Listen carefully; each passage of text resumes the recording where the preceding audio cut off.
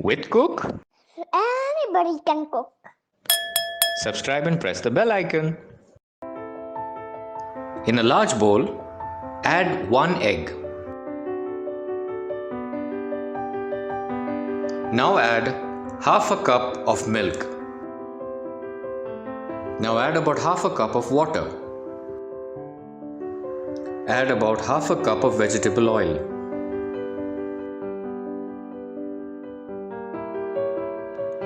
Add 1 teaspoon butter. Now add 1 teaspoon baking powder. To this mixture, add about 1½ cup of corn flour. To this, add about 2 cups of all-purpose flour or maida. Also add a little bit of salt.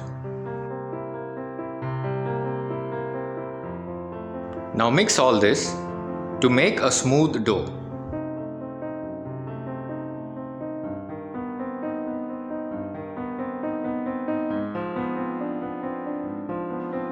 Add 1 teaspoon vinegar.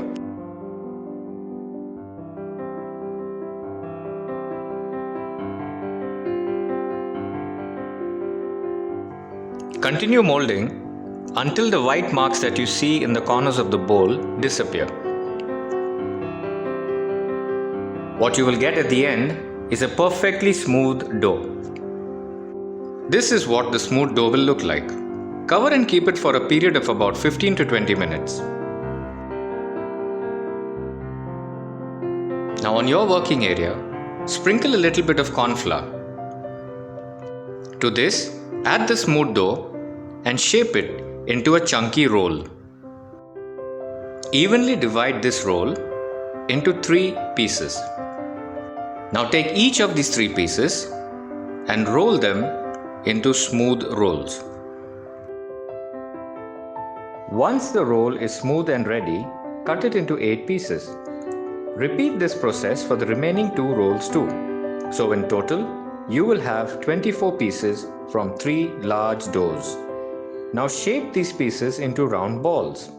Here are 8 balls from the first large dough.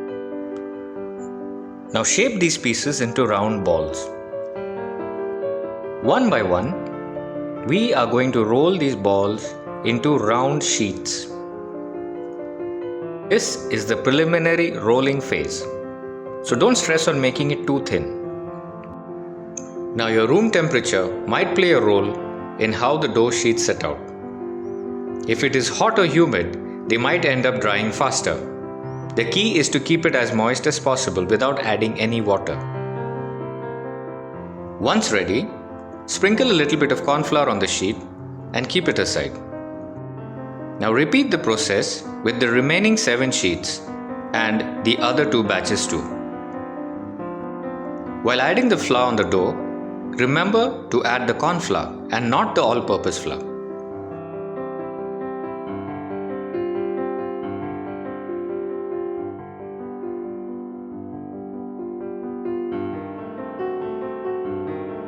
When stacking the sheets one on top of the other, do not apply pressure.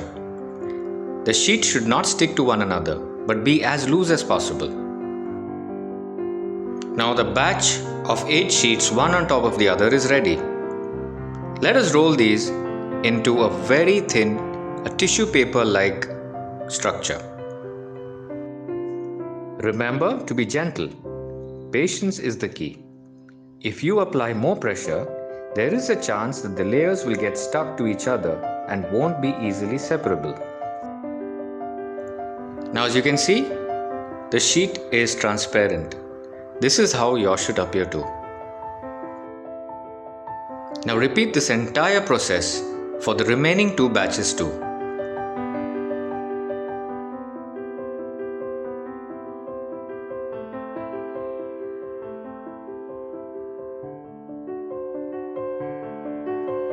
Now take your baking tray and place it on the sheets and cut out the extras. We won't be wasting the chopped edges that you can see here. We will add them to our overall layering.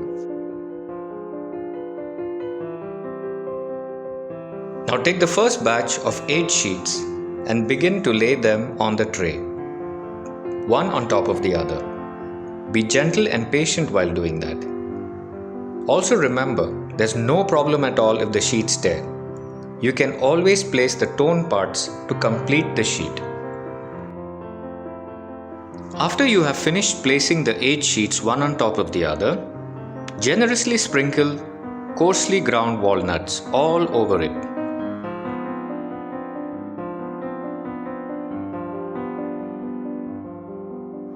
To this, add only a little bit of oil sprinkles.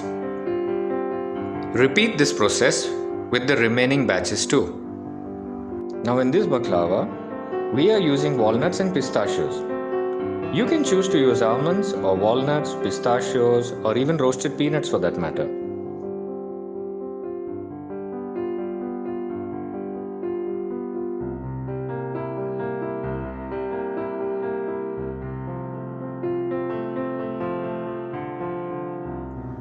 Free up the sides of the tray using a knife so that the dough does not stick.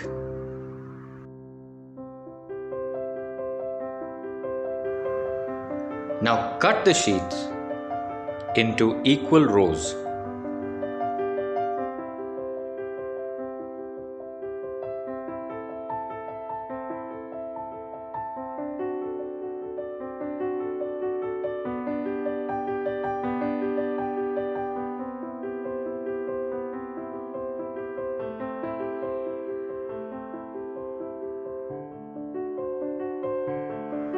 Now cut these diagonally too.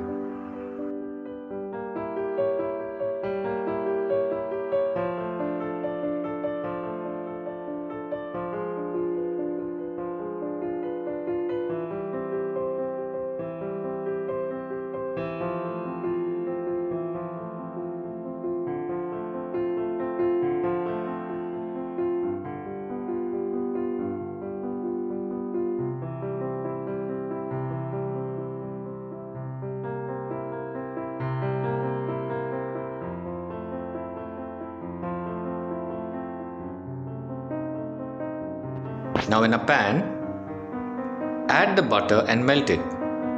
Dispose of the white froth that you can see here. Now add the butter generously to the dough on the tray. Now add the baklava tray in a preheated oven at 175 degrees Celsius for about 40 to 45 minutes, or till it appears golden in color. Now for the sugar syrup, in a large vessel, add 2.5 cups sugar and 1.75 cup water.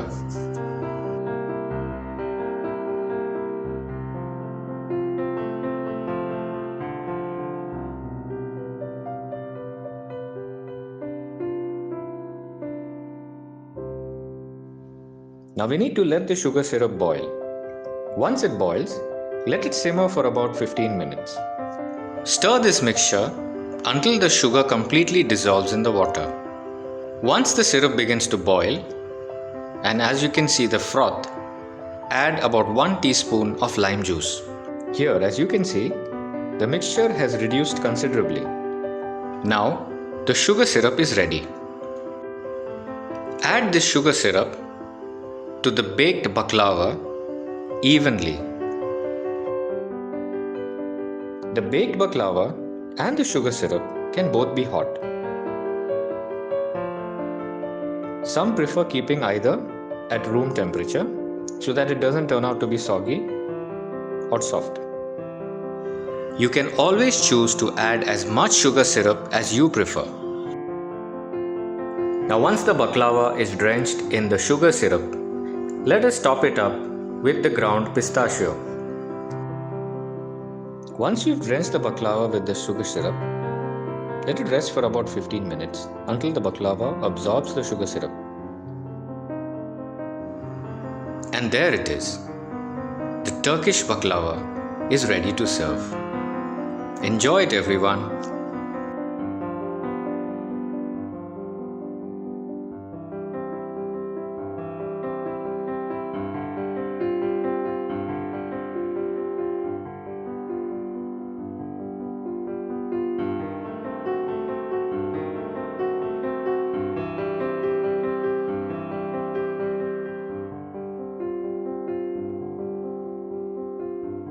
Subscribe for more interesting and easy recipes.